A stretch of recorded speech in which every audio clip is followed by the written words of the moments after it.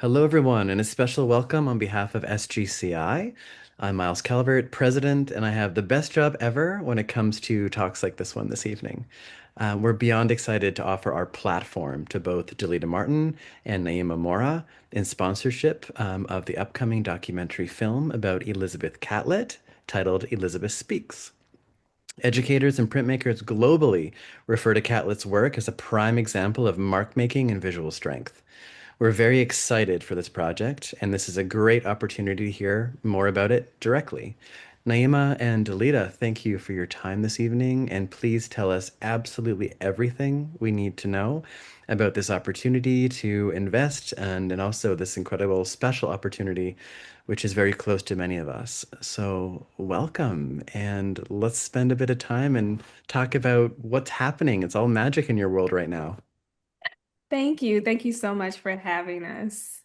Thank you. Oh my gosh, I'm shy. I always get very shy before these things. But I'm super excited. Thank you so much for having us. Delita, shall we jump right in? Let's jump right in and do this. Okay. Yeah, so I started conceptualizing this film about 3 years ago. Elizabeth Catlett is my grandmother. And for most of my life, I kind of just perceived her as my grandmother, the artist. And I knew she was like a big deal, but I didn't know how big of a deal she really was. Um, and about 3 years ago, I had this very transformative life experience where suddenly I needed like new direction in my life. And I was really trying to find a new focus with my career internally and my heart. Um, and finding a new identity, I guess, for myself after having worked in the world of fashion as a model for 20 years. And I just had this vision of my grandmother really calling me back to my spirit. And upon just a lot of clarity that came to me at the time, I started having these dreams with her, calling me home to Mexico.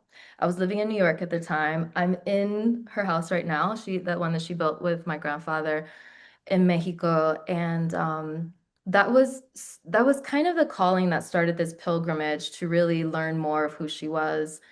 And upon beginning my research, I think I found that I was honestly a bit embarrassed with myself that I didn't know how much she had accomplished really in her life. And there were moments that I was crying, like talking to her with my spirit, like I didn't know grandma, And the more I met her as a woman, more like woman to woman in this new season of my life, the more I began to see a transformation within myself. And I had begun to document all of these openings that were going on as her career is being vindicated anew in this era, particularly in this political climate where she's needed very much right now. Um, and I saw a lot of her artwork, a lot of academic interpretation of her life, of her as a woman and as a mother, but I didn't find a lot of her own actual voice, right? Her art speaks for itself. It's powerful if you know it. Um, but that really solidified the focus of what she was calling me to do when she called me down here in my dreams, which was to find her voice and bring it to life. And upon returning from Art Institute of Chicago, where I was speaking for the retrospective that was touring there, I found her unpublished memoirs that she was writing a few years before she passed away. And it was like at the bottom of a pile of papers in the studio, forgotten about. And I understood that yes, her story had been documented to a certain extent in videos and interviews you can only find in archive resources, but never something fully from her own perspective, Mm. right? And it struck me that this Black woman who was forced into exile and censored for most of her artistic career created such profound work that gave voice to so many marginalized people and communities around the world, yet her own voice had been silenced so much that we didn't even realize that it was missing.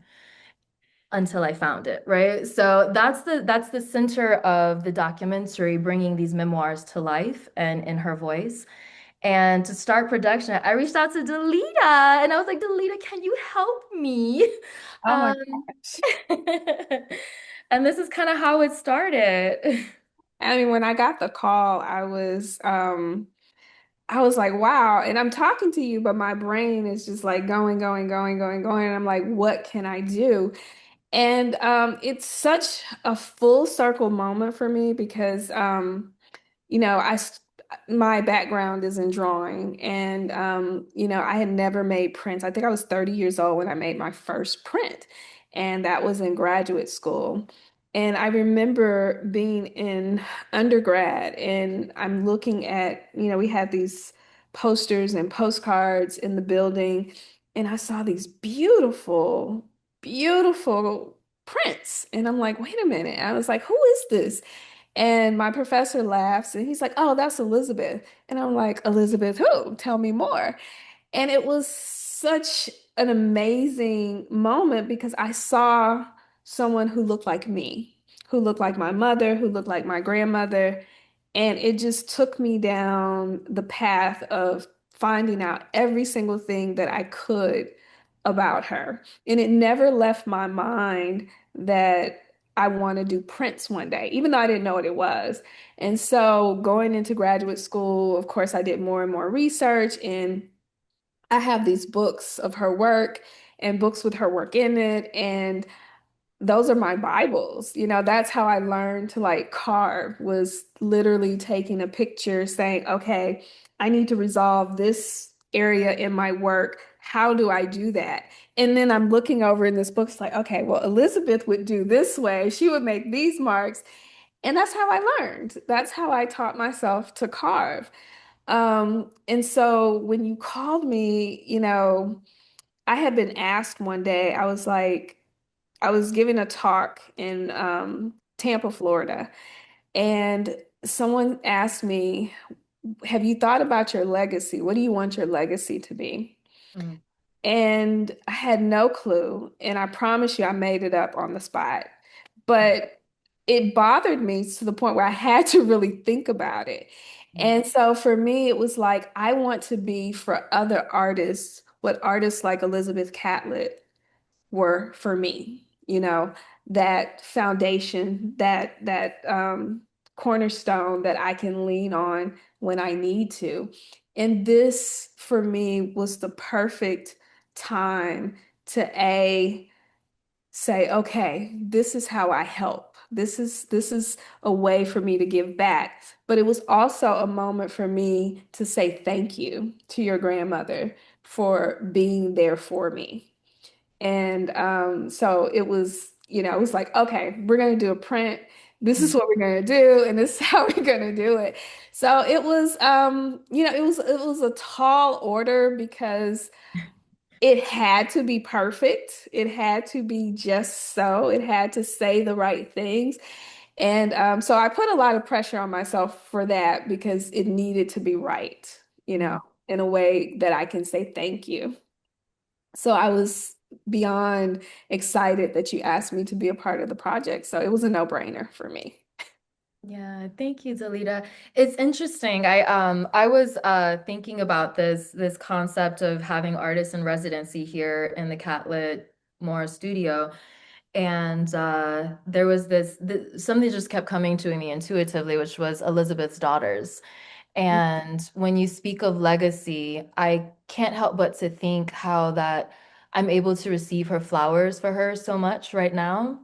In not only like being able to have walk through the retrospectives and these upcoming exhibitions and such where she's being celebrated so fully, and also in this film, but with, you know, such generous acts of uh, what's the word? Gratitude Mhm. from women and exceptional artists like yourself, Delita. So thank you for that. And you know, just to talk a little bit about the residency, because that's where it gets juicy, right? So Delita came down here.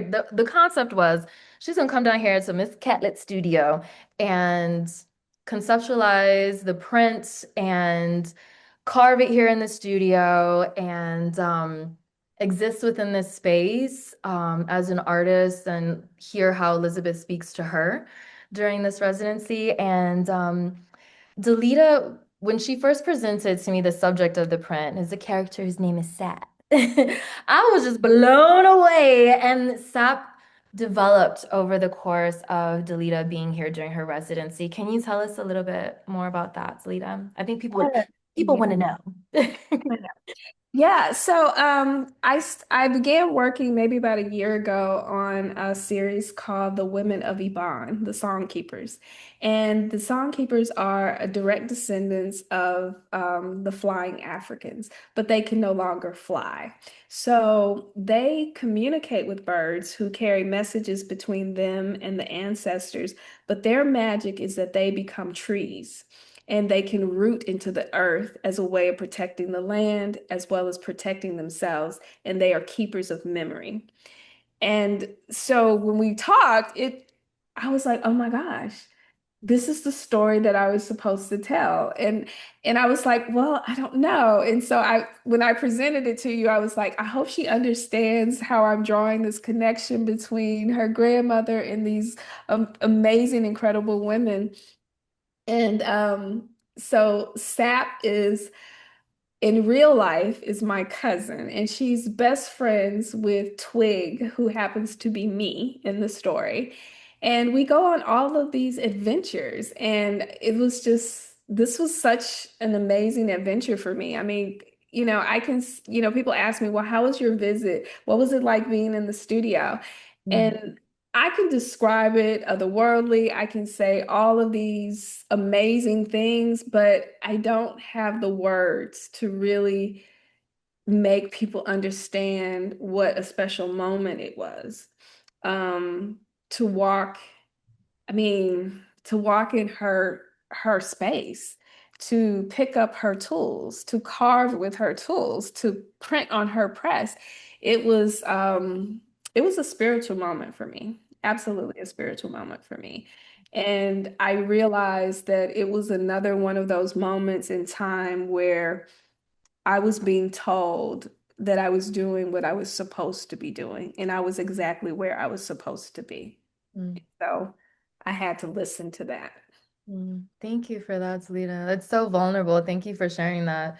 Um, One of the things that came up during the time you were here that I thought would be really beautiful to share was okay, y'all. So Delita was in the studio, right? And she's carving away, carving away, carving away, right? And we're like, okay, it's time to make this proof. And I'm filming everything and recording everything for the content, for the story, for all purposes, right? And I mentioned to Delita, I said, you're the first artist in residency to come down to the studio that will have printed on this press since my grandmother passed away. And I'm emotional now talking about it, but my grandmother, she made work for marginalized peoples, but she specified on Black women because she was a Black woman, right? And to see um such a masterful artist like yourself, Toledo, working in the studio and like taking a hold of the press. It was tremendously moving for me. It still is. The footage I shot is gorgeous, you guys. It's going to be up on the website soon. But yeah, I thought that was like it was this really magical moment, but then also it was a moment of challenge for us because the press hadn't been used Yeah, in but it like was like 15 years. Yeah. I didn't use, but when you said that to me, I think it was like the more when you told you're like, oh, I think those are her carving tools, and you're like, oh, she hasn't, and it just made me even more nervous because I'm like, okay, no, I'm making something before I leave here. It's challenging to use the press, but something's gonna be printed on this press that I'm hold on to. So we did do a carving, and I did run some proofs. So. Yeah, it was a big learning lesson for me as well. And just having the studio ready for an artist to come down in residency, I was like, these are things that didn't occur to me because I work in film and digital media and such. I was like, oh, wait, it didn't occur to me to like we need new tools and we, we need to try these things out. Well, no worries. So, I was gonna make it work. It was gonna work. Delita, thank you so much for working it through with me. But from that came two versions of SAP, Yeah. right? And it actually opened the project to this really beautiful kind of culmination. We reached this point where Delita's like, I got two versions of SAP. Yeah, Um, that what do was we do? yeah, I like to work intuitively and I think what, I wanted to say thank you to her. I wanted, this to be an amazing experience and then I wanted it to be perfect. So all of these emotions were like going in the studio and I remember meditating at night and she told me, "You know how to do this. Be the Mm. artist." And that's what I did. And so it was like, you know what? Sap, I need her to come through in her authenticity. And I think she did. And so being able to set aside, the more academic structured parts of what I was doing and be able to receive the spirit of SAP and honor the spirit of Elizabeth while I was there. It was a challenge, but rose to the occasion. Well, I thought it was a really special thing that kind of came out, where Sap reveals herself, and then you had two versions of Sap that, essentially you channeled through this experience. Um, but it offered us the opportunity to embrace community, Yes. as a part of the process, which I thought was so profound in honoring Elizabeth's politics and her artistic politics of inviting critique into her process, right? When she learned printmaking here in the tradition of Posada in Mexico with the Talla de Gráfica Popular in 46, 47, when she came down here, um, their collective worked specifically in group critiques.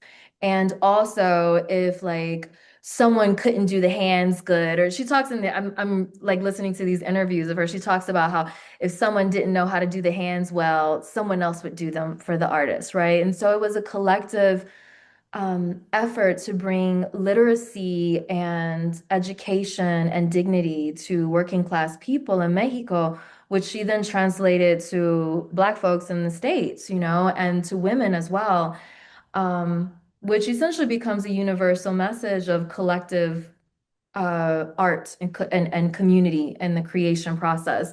So we invited everybody who had been following along on social media to join in and kind of like decide which version of SAP should be the final version of the print edition, right? So I think we have two pictures. Delita's gonna pull them up. This Yes. was So this it's was really exciting because like for the first couple of days, like it was like a tie back and forth, right? Like I had my favorite. um no, we kept going back and forth because I was like, well, we presented one version of SAP at the beginning of the project, but she's come through with something else. And I'm like, I don't know what to do. And so you were like, let's ask everybody else. And so we did. Okay, so how do I share? You should see a share button at the bottom of your screen. And then Uh, you've got some options, like a little upward pointing arrow. got it. And I was watching the chat as well with people voting, and I'm like, overwhelming became B, B, B, B, B, B. I'm like, well, host tools for share. Is that what I'm doing? no, sorry. It should be beside the react button. Yes, I'm looking at that. And then if you click on it, you should have options for Okay. your full screen or a portion of a screen. Okay. I think we'll do this one. Okay. And if that doesn't work, we can figure out a plan B. Do you see it? Yes? No? no. Okay. How about now? Oh, Are we good? let's start is yes. Got it. Okay. Done. So the image on the right was actually what I started off with.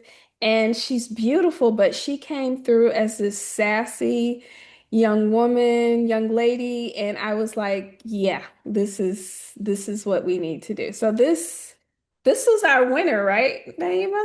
This was our winner. Yeah, for the poll was up online for I think like 3 days, Mhm. and it was like a strong like A for the first like day, which was the other version. And then this version of SAP, she kind of took the lead, and by day three, everyone was like B, hands down. So she was our winner, and what was interesting, I was reading the comments and people were saying, this is the attitude we need right now, Right, right? right. So in that, I really felt, I felt your voice, Alita. I felt Elizabeth's voice, I felt the energy of this project. I felt I agree. a response to what people need collectively right now for healing, for inspiration, for this like legacy of revolutionary spirit, Absolutely. that we're transmitting through this. So, yeah. And that was, that's the project. That was the residency. And I'm just like, I'm still moved by the experience. And from this, we had like two big announcements that we wanted to share with you guys specifically on this call. Yes. And the first announcement, I want to share the first announcement. Okay. Okay, so the Okay. the first announcement was with Delita's generous contribution, and I mean there were so many things that happened that were unexpected as a part of this residency and sharing it with people and just being vulnerable about the process, which was the film got so much attention, but there was another conversation that got started, which was the legacy and the through line of Elizabeth through, women in print, and with all this to say, I was like, this is a lot bigger than what I had anticipated. And I was, I am just excited to announce that Delita has decided to accept my invitation as executive producer of Elizabeth Speaks. Thank you. And we couldn't have started the project off without you, Delita. We really couldn't have. And I really, really appreciate your time, your talent, your spirit, um, your beauty, everything that you've imbued into this project. I appreciate so much. And I'm going to kick it off to you, Delita, with the Okay, second. so I have the second announcement, and I am really, really excited. So this project has um, grown and reshaped itself into all these beautiful things. And so we originally, had a time frame that we were offering the print, and that time frame was actually going to determine the number of prints that were made. But we had such an incredible, overwhelming response. I decided to cap the edition at 100 and keep it open until till all the prints are gone. So you still have time to get a print. Just go to my website, Black Box Press Studio, and you can make your purchase there. So I'm really excited about that. So it doesn't, have to stop now. Thank you, Delita. Oh my gosh. And guys, what's really important, this is the other part of Elizabeth politics that were kind of like pulled into this residency was making the print accessible in an affordable way for people so that, not only can you help support the film, the journey, um, Elizabeth's voice, right? And her story that has never been spoken. It's particularly in this way, in her own voice, in her own words. But also, like if you're not already collecting prints, like this was an opportunity for also people to be able to start calling themselves like art collectors, and starting a collection of their own. What um what I find remarkable in these conversations that I'm having right now, when we're met with like fine art, a lot of times it becomes inaccessible because of the price point of it, right? And being able to collect it and have it in your home and call yourself a collector of the sorts. So there's like this bridge that seems uncrossable for I think the majority of the population, and when I was speaking to a couple of art collectors, they're like, "Oh, everyone, people have catlets. There's so many catlets, and the prints and such like that." And I was like, when we speak about print, specifically from her era, I think it's also important to allow art during that time to have its value based in the context of it as well, right? And I often find myself saying, do you know why she created so much work, so many prints? And they're like, well, and I'm like, well, my grandmother was one of the first artists to create in such a profound way where ordinary people, brown people who weren't allowed in the park, let alone the museum, Mm. during 1940s, 50s, right, could have fine art of a caliber deserving of our dignity in their homes. So, in making these prints accessible at an affordable price point, was super, super important in the process of its Payment plan residency. available as well. So that was one of the things we talked about. We wanted to make sure that, even at the affordable price that it is, it's still, we're in challenging times right now. So there is a payment plan that's available for people that are interested. Yeah, yeah. And I welcome you guys all to just like really like thank you for joining us, right? And thank you for listening to us share about this really beautiful and special project, residency, the film. I invite everyone, if you are unable to, get a print right now, just to like sign up for the mailing list, follow along, follow the journey, like I want you guys to be a part of this process, see what it's like with the film, how it's developing. I've got an amazing music producer on. The score of the film is going to be like, like super like we were Now, just I got a teeny tiny peek, everybody, and it was so good. I was like, oh my God. It's So a moment. It's a moment. So yeah, I want to invite everyone to just like there's Delita's website, which is blackboxpressstudio.com. And then the website where the film is housed is naimamora And you guys can follow along on our Instagram as well. the price Um, $2,000. I think someone just asked about that. And again, there is a payment plan that's available if people are interested. Delita, could you, on behalf of all the geeky printmakers who are obsessed with technique, can you give us a hint towards paper type, processes, size? Yes, so the size is 16 by 20. The mediums are relief, screen, and lithography together. I love mixing things, and there's also a teeny bit of handwork in the print as well. So you get all of the Delita Martin kitchen sink prints where I put everything into them. Yeah. So that's part of the process. The But many processes. many processes, which makes the print, I think, way more exciting. So there's like one, two, three, there's 6 layers, 7 layers. Yeah. That's a lot. That's a lot for an I edition know, of I know 100. I couldn't help it. It's like, you start working and you think you're gonna do this little bitty thing, and then you're like, but if I do this, it'll be even better. And then if I add that, it could be even better. There's a request. Could we drop your socials and the website in the chat just for people? And after we record this and do some quick little edits, we'll send out all that information as well. We'll have it on Instagram, Facebook, and email for sure, for sure, for sure. Could I ask another question of you, if you don't mind?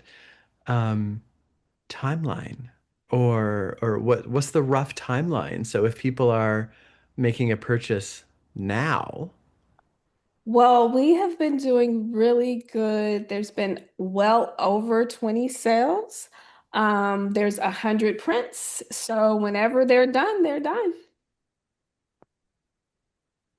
could you have like an extra proof that we could exhibit at Yes. SGCI? We do. Actually, we do. That would be great. There, Just to there is promote the proof. project, the film, everything. Yes, there is a proof that's I will have of course have a printer's proof, but there's also going to be a proof for the studio for the Great. Catlett Morris studio for their collection as well. Nice. Thank I'm just you. thinking forward, like if we're bringing 1,000 printers all together in Pittsburgh, we may as well show it off in person as well. Agree. I Mm. totally agree.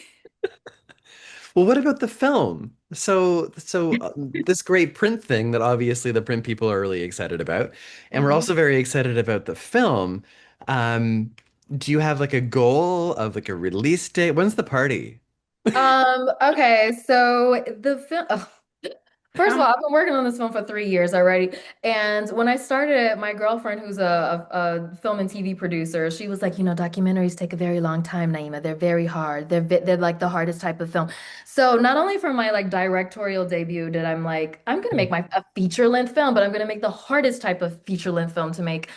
Um, I started it 3 years ago, but the production timeline, we are slated, this is my goal, to have a final cut and having the film like sealed by January of next year, which means it'll be premiering the following year. So by June 2028, we will be premiering the film. In film lingo, that's like super ambitious, but I think we can do it.